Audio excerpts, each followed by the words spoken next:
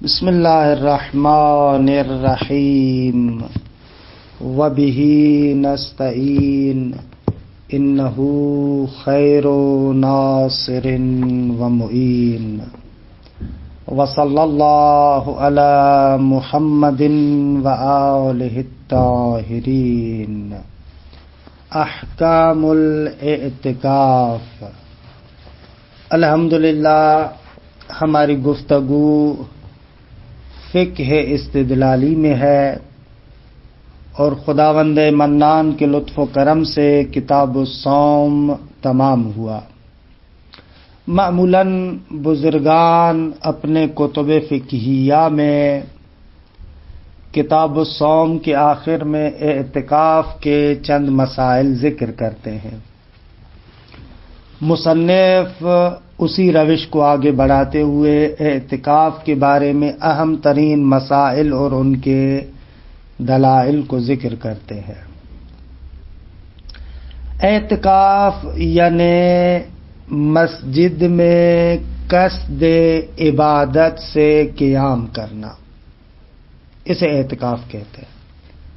مسجد کے اندر انسان عبادت کی نیت سے لبس کرے، وہاں پر رکے، قیام کرے، اسے اعتکاف کہتے ہیں۔ اس میں کوئی شک نہیں کہ اعتکاف مستحب مؤکد ہے، بہت زیادہ تاکید کی گئی ہے اس کے بارے میں روایات میں۔ اچھا، اعتکاف کے شرائط یہ ہے کہ اعتکاف کم از کم 3 دن کا ہوتا ہے، 3 دن سے کم تر اعتکاف نہیں ہوگا، 1 یا 2 دن کا اعتکاف نہیں ہوتا۔ اسی طریقے سے اعتکاف مسجد جامع کے اندر ہو، کہ انشاءاللہ مسجد جامع کے بارے میں گفتگو کرتے ہیں کہ مسجد جامع سے کیا مراد ہے۔ خود چند چیزیں معتکف پر اعتکاف کرنے والے پر حرام ہیں، خوب خواتین کے ساتھ جماع کرنا اور خوشبو سونگھنا اور خوشبودار بوٹیاں، پھول وغیرہ یہ سونگھنا جائز نہیں ہے۔ اسی طریقے سے بیع و شراء، خرید و فروش معتکف کے لیے جائز نہیں ہے۔ اعتکاف کے اندر امر دنیاوی یا دینی کے لیے ممارات اور تکرار کرنا، مرا کرنا، خوب ہمارے یہاں ہوتی ہے نا بحث بازی کہ میں نے اس کو ہرا دیا، غلبہ پانا، خوب اس غلبے پانے کی نیت سے بحث کرنا جائز نہیں ہے، لیکن مرا کی شکل میں۔ اعتکاف میں معتکف کے لیے جائز نہیں ہے کہ مسجد سے باہر نکلے، مگر یہ کہ ضرورت کی وجہ سے، خوب ضرورت کی وجہ سے بھی اگر وہ باہر نکلے تو کسی سایہ دار جگہ کے نیچے نہ بیٹھے۔ یہ اعتکاف کے بارے میں چند مسائل ہیں۔ آتے ہیں ان کے دلائل کی طرف۔ عرض ہوا کہ اعتکاف کا مقصد یہ ہے کہ انسان قصد عبادت سے مسجد کے اندر قیام کرے، وہاں پر رکے۔ حالانکہ اعتکاف کا لغت میں معنی ہے کسی بھی جگہ پر بیٹھنا، کسی بھی مکان میں قیام کرنا، لیکن اصطلاحی معنی میں یہ ہے کہ مسجد کے اندر نیت عبادت سے بیٹھنا۔ خوب یہ جو اعتکاف کی تفسیر ہے اس پر تقریباً علماء کا اتفاق ہے، اور ہمارے پاس روایت صحیح داؤد ابن سرحان، اس سے بھی یہی مطلب سمجھ میں آتا ہے۔ خوب فرماتے ہیں کہ مسئلتون، اعتکاف میں انسان کی نیت تو یہ ہو کہ قصد عبادت کرے اور مسجد میں بیٹھے۔ آیا یہ بھی ضروری ہے کہ مسجد میں بیٹھے اور حتماً عبادت کے اندر مشغول ہو، دعائیں کرتا رہے، دعائیں پڑھتا رہے، نمازیں پڑھتا رہے، یا نہ فقط نیت عبادت سے مکث فی المسجد کافی ہے؟ بالفعل ہر ٹائم عبادت میں مشغول ہونا ضروری نہیں ہے۔ فرماتے ہیں کہ خوب دیگے جو چیز صحیحہ اور روایات سے سمجھ میں آتی ہے وہ یہ ہے کہ مکث فی المسجد نیت عبادت سے کافی ہے، ضروری نہیں ہے کہ ہر وقت مشغول عبادت بھی ہو۔ مسئلتون، آگا ایک اور مسئلہ کہ جو یہاں پر مصنف ذکر کر رہے ہیں کہ اعتکاف کو مسجد میں ہونا چاہیے، گھر میں اعتکاف نہیں ہوتا۔ دلیل تسالم ہے اور صحیح ہے حلبی ہے ہمارے پاس کہ انشاءاللہ روایات کو کتاب میں پڑھیں گے۔ اگر مستحب مؤکد ہے، استحباب عقید ہے، فرماتے ہیں اس پر دلیل بھی موجود ہے ہمارے پاس۔ قرآن مجید کی آیت ہے کہ حتیٰ کہ خداوند منان اپنے انبیاء میں سے 2 عظیم القدر نبیوں کو، حضرت ابراہیم اور حضرت اسماعیل علیہم السلام کو حکم کرتا ہے کہ میرے بیت کو پاک و صاف رکھو اعتکاف کرنے والوں کے لیے۔ کہ بہرحال یہاں سے پتہ چلتا ہے کہ خدا اپنے 2 نبیوں کو یہ حکم دیتا ہے، مأمور کرتا ہے کہ مسجد الحرام کی تطہیر رکھو، پاک رکھو معتکفین کے لیے۔ یہاں سے پتہ چلتا ہے کہ اعتکاف کا کتنا درجہ ہے۔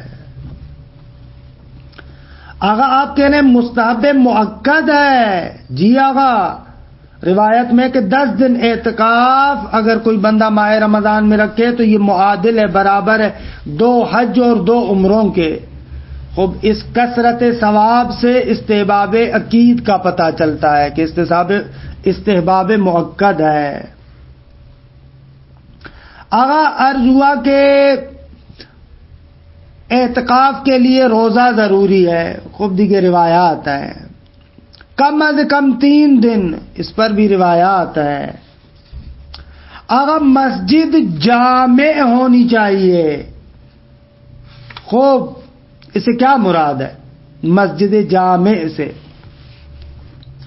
دیکھیں بعض بزرگان کہتے ہیں کہ اعتکاف فقط 4 مسجدوں میں سے کسی ایک مسجد میں ہو سکتا ہے، مسجد الحرام، مسجد النبی، مسجد کوفہ اور مسجد بصرہ۔ ان 4 مسجدوں میں سے کسی ایک میں اعتکاف ہو سکتا ہے، دوسری مسجدوں میں نہیں ہو سکتا۔ بعض ایسے کہتے ہیں، بعض کہتے ہیں کہ ناغا مقصد یہ نہیں ہے کہ ان 4 مسجدوں میں سے کسی ایک مسجد میں، بلکہ ہر اس مسجد میں اعتکاف ہو سکتا ہے جس مسجد میں ایک نماز جماعت صحیح برپا ہو چکی ہو،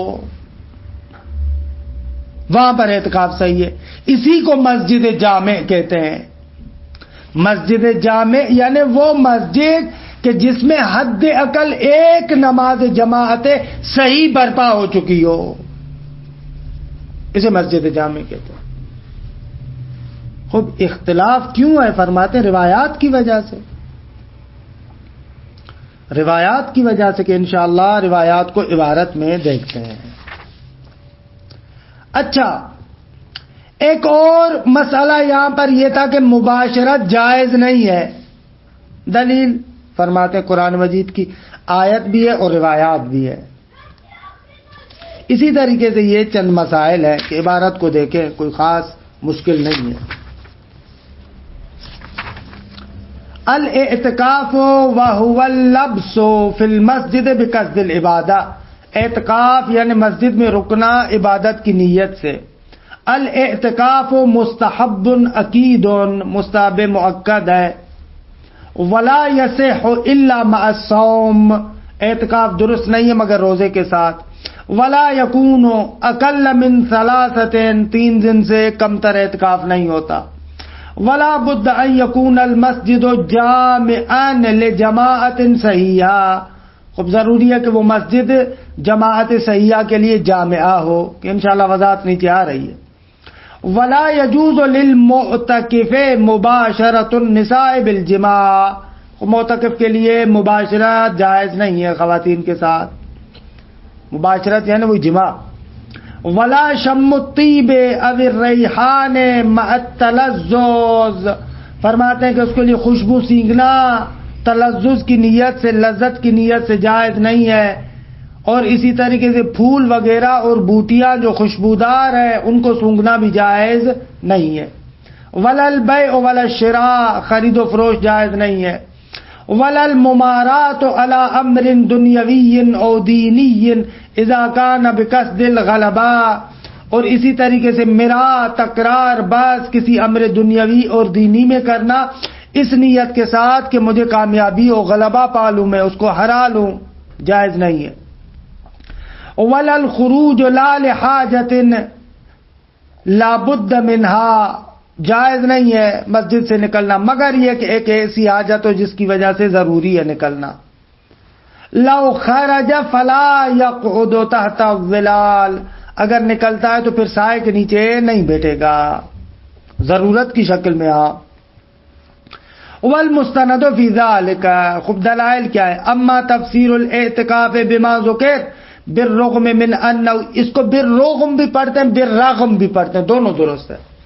من انہ لغتا مطلق الاقامت فی المکان، فرماتے اعتکاف کی تفسیر جو اوپر گزر چکی، یعنی مسجد میں قیام کرنا قصد عبادت کے ساتھ، حالانکہ باوجود اس کے کہ لغتاً کلن کسی جگہ پر رکنے کو کہتے ہیں، لیکن پھر بھی اوپر ہم نے وہ تفسیر کی ہے فمتسالم علیہ بین الفقہاء، یہ فقہاء کے نزدیک اجماعی مسئلہ ہے۔ وَيُمْكِنُ اسْتِفَادَتُهُ مِنْ صحیحۃ داود ابن سرحان، صحیح داود ابن سرحان سے بھی سمجھ میں آتا ہے، یہی تفسیر ہے۔ کنتو بالمدینۃ فی شہر رمضان، ماہ رمضان میں مدینے میں تھا۔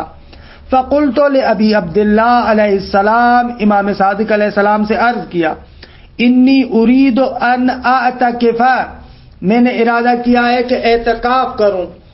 فماذا افرض علی نفسی، کون سی چیز اپنے اوپر فرض قرار دوں؟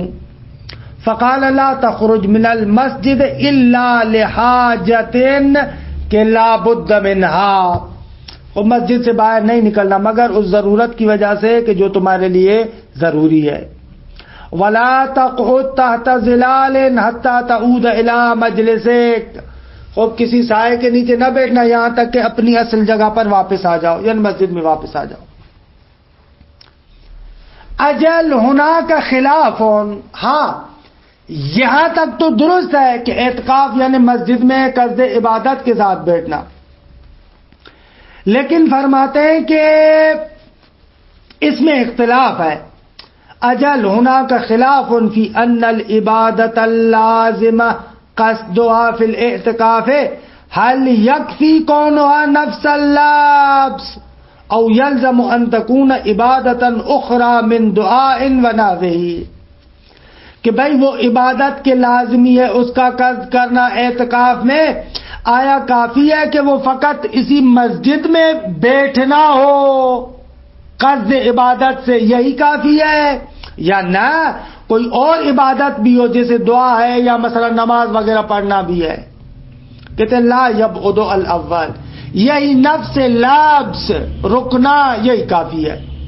لظاہر صحیحۃ المتقدمہ، خوب دیکھیے صحیح متقدمہ سے یہی سمجھ میں آ رہا ہے۔ بل ویکفی عدم الدلیل علی اعتبار ما زاد، علی اعتبار ما زاد، بلکہ آغا ما زائد پر دلیل کا نہ ہونا ہی کافی ہے ہمارے لیے، اس کے علاوہ زیادتی پر کہ یہ قصد عبادت کے ساتھ مسجد میں بیٹھ رہا، اس سے زیادہ کی نیت کے لیے کہ میں وہاں پر حتماً دعا پڑھوں یا نماز پڑھوں یا یہ کروں، اس پر کوئی دلیل نہیں ہے۔ کرے تو بہتر ہے، لازم نہیں ہے۔ وَأَمَّا اعتبار کونہ فی المسجد، اعتکاف آگا مسجد میں ہوگا، فَهُوَ مُتَسَالَمٌ عَلَيْهِ، اس پر اجماع ہے۔ وَيَدُلُّ عَلَيْهِ صحیح الحلبی، اس پر دلالت کرتی آگا صحیح حلبی ان نبی عبداللہ علیہ السلام کہ لا اعتکاف الا بصوم فی مسجد الجامع، اعتکاف نہیں ہے مگر مسجد جامع میں روزے کے ساتھ۔ وسند ابن بابویہ الی الحلبی صحیح فی المشیخہ، آغا یہاں پر آپ ایراد نہ کریں کہ یہ جو روایت ہے اس میں تھوڑا سا مسئلہ آ رہا ہے، کیونکہ ایک راوی جو محمد ابن علی ہے اس روایت کی سند میں آیا ہے وہ مشترک ہے ثقہ اور غیر ثقہ میں، تو آپ اس روایت کو کیسے صحیح کہہ رہے ہیں؟ تو آگا کہہ رہے ہیں کہ ہمارے اعتبار سے مرحوم شیخ صدوق کی جو سند ہے حلبی کی طرف وہ صحیح ہے، اس میں کوئی اشکال نہیں۔ مشیخے میں جو انہوں نے ذکر کیا ہے اس میں کوئی اشکال نہیں۔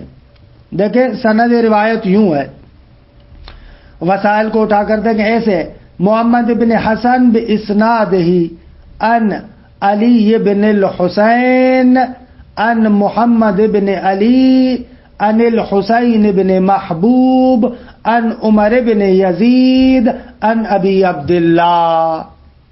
تو یہاں پر اور تو کوئی مسئلہ نہیں ہے، صرف مسئلہ ہے محمد ابن علی میں کہ خوب محمد ابن علی مشترکات میں سے ہے، خوب مشترکات میں سے ہے، لیکن استاد کے ذریعے سے اس محمد ابن علی کا پتہ چل جاتا ہے، کیونکہ یہ جو محمد ابن علی ہے یہ حسن ابن محبوب سے روایت کر رہا ہے۔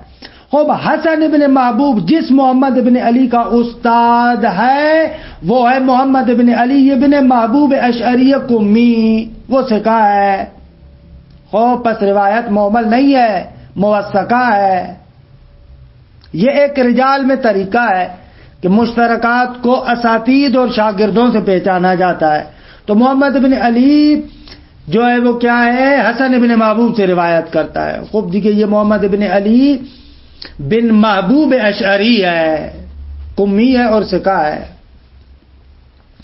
وَأَمَّا اسْتِحْبَابُهُ الْأَكِيدُ، ہم نے کہا کہ یہ مستحب مؤکد ہے۔ فَيَدُلُّ عَلَيْهِ الْأَمْرُ بِتَطْهِيرِ الْبَيْتِ الْحَرَامِ لِلْعَاكِفِينَ، اگر اس استحباب عقید پر دلالت کرتا ہے کہ خداوند متعال نے حکم دیا ہے، اپنے انبیاء کو، دو نبیوں کو کہا کہ بیت حرام کو اعتکاف کرنے والوں کے لیے صاف ستھرا رکھو۔ وَأَعِدْنَا إِلَىٰ إِبْرَاهِيمَ وَإِسْمَاعِيلَ أَن طَهِّرَ بَيْتِي لِلطَّائِفِينَ وَالْعَاكِفِينَ وَالرُّكَعِ السُّجُودِ، کہ ہم نے عہد لیا ابراہیم اور اسماعیل سے کہ تم دونوں میرے گھر کو پاک کرو طواف کرنے والوں کے لیے، اعتکاف کرنے والوں کے لیے اور رکوع و سجود کرنے والوں کے لیے۔ تو یہاں پر دیکھیں دو انبیاء کو خدا مأمور کر رہا ہے، اور اسی کے علاوہ فیدل علیہ الامر وموثق السکونی عن الامام الصادق علیہ السلام، فرماتے ہیں کہ اسی طریقے سے موثقہ سکونی بھی اس پر دلالت کرتی ہے کہ ان رسول اللہ صلی اللہ علیہ وآلہ وسلم قال اعتکاف عشر فی شہر رمضان تعدل حجتین و عمرتین۔ امام صادق علیہ السلام فرماتے ہیں کہ پیغمبر گرامی قدر فرماتے ہیں کہ 10 دن کا اعتکاف ماہ رمضان میں 2 حج اور 2 عمروں کے برابر ہے، اور اس کے علاوہ بھی۔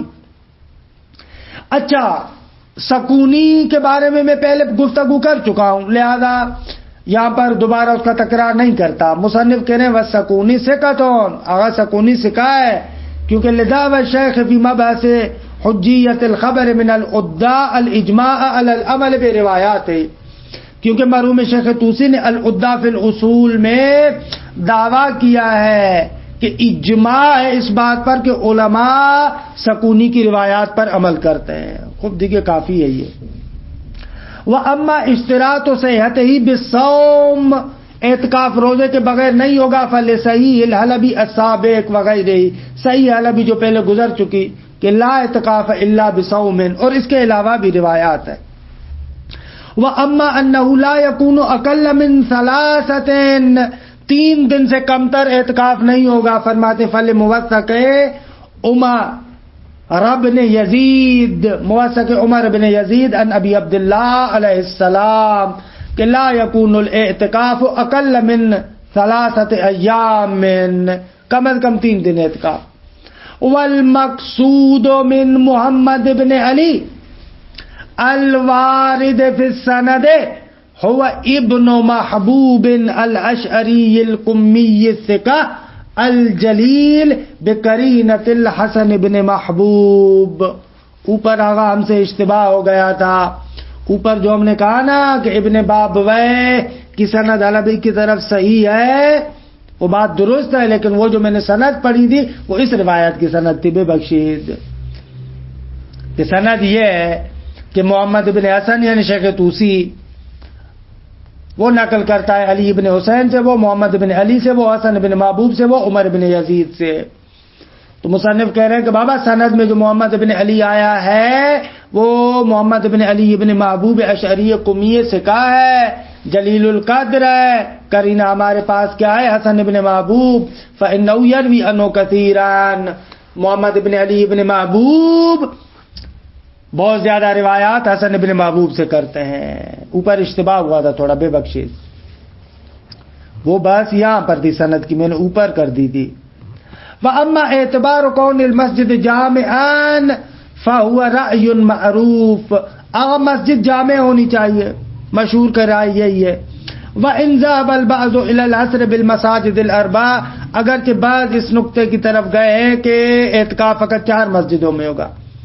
وآخر إلى الاکتفاء بكل مسجد انعقدت فيه جماعت صحیحہ.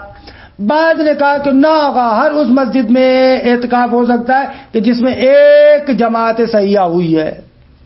ومنشأ ذلك اختلاف الروایات، اور اس کا منشا بھی یہ ہے کہ روایات میں اختلاف ہے. ففي بعضها الاکتفاء بالمسجد الجامع. بعض میں آیا ہے کہ بھئی مسجد جامع ہونی چاہیے، جیسے صحیح ہے حلبی پہلے گزر چکی. وفی بعض الآخر اعتبار صلاة الامام العدل جماعتان. بعض روایات میں آیا کہ امام عدل نے جماعت کے ساتھ وہاں پر نماز پڑھی ہو، کہ صحیح عمر بن یزید. قلت لأبی عبداللہ علیہ السلام ما تقول فی الاعتکاف ببغداد فی بعض مساجدها. عمر بن یزید کہتے ہیں امام صادق علیہ السلام سے عرض کیا کہ بغداد کی بعض مسجدوں میں اعتکاف کے بارے میں آپ کیا فرماتے ہیں؟ فقال لا اعتکاف الا فی مسجد جماعت. آگا اعتکاف نہیں ہو سکتا مگر اس مسجد میں کہ جس میں جماعت ہوتی ہے، کہ قد صلی فیہ امام عدل صلاۃ جماعت، کہ جس مسجد کے اندر ایک امام عادل نے ایک نماز پڑھی ہو، کم از کم جماعت کے ساتھ ایک نماز پڑھی ہو. ولا بأس ان يعتكف في مسجد الكوفہ والبصرہ ومسجد المدینہ ومسجد مکہ. کوئی حرج نہیں ہے کہ مسجد کوفہ، بصرہ اور مسجد مدینہ اور مسجد مکہ میں پڑھے.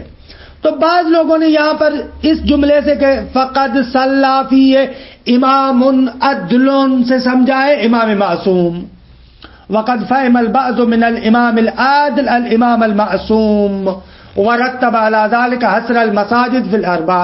اسی لیے پھر انہوں نے کہا کہ بابا اعتکاف فقط 4 مسجدوں میں ہوگا. لانها التي صلى فيها الامام المعصوم، یہ وہ ہے کہ جن میں امام معصوم نے نماز پڑھی ہے. لیکن الا ان الفهم المذکور قابل للتامل، لیکن آگا امام عدل سے یہ سمجھنا کہ منحصر وہ امام معصوم میں یہ درست نہیں ہے، قابل تامل ہے. فإن الظاہر کون المقصود کل امام جماعت عادل، بلکہ ظاہر یہ کہ مقصود یہ ہے کہ بابا ہر امام جماعت کے جو عادل ہے وہ مراد ہے. ومعه يكون المدار على المسجد الذي انعقدت فيه جماعت صحیحۃ. اس بنا پر دائر مدار یعنی مدار اس بات پر ہوگا کہ وہ مسجد ہونی چاہیے کہ جس میں جماعت صحیحہ منعقد ہوئی ہے. والنتیجہ ان لدینا طائفتین، نتیجہ یہ کہ ہمارے پاس 2 طائفے روایات کے. ما دل علی اعتبار المسجد الجامع وان لم تنعقد فیہ جماعت صحیحہ. بابا مسجد جامع ہونی چاہیے اگرچہ اس میں جماعت منعقد نہ ہوئی ہو. وما دل علی اعتبار انعقاد الجماعت الصحیحہ بلا لزوم کونہ جامعا. اور دوسری طرف سے وہ روایات ہیں جو کہتی ہیں کہ نہ وہی مسجد کافی ہے جس میں جماعت صحیحہ منعقد ہوئی ہو اگرچہ وہ مسجد جامع نہ ہو. اب کیا کریں؟ اب وَيُمْكِنُ الْجَمْعُ بِحَمْلِ الْجَامِعِ عَلَى مَا انْعَقَدَتْ فِيهِ جَمَاعَةٌ صَحِيحَةٌ. اب جم اس طریقے سے کر سکتے ہیں کہ جامع کو حمل کریں اس مسجد پر کہ جس میں جماعت صحیحہ منعقد ہوتی ہے، وَكَانَ جَامِعًا لَهَا، اور جامع بھی ہو جماعت کے لیے. لا علی الجامع المعروف بالبلاد،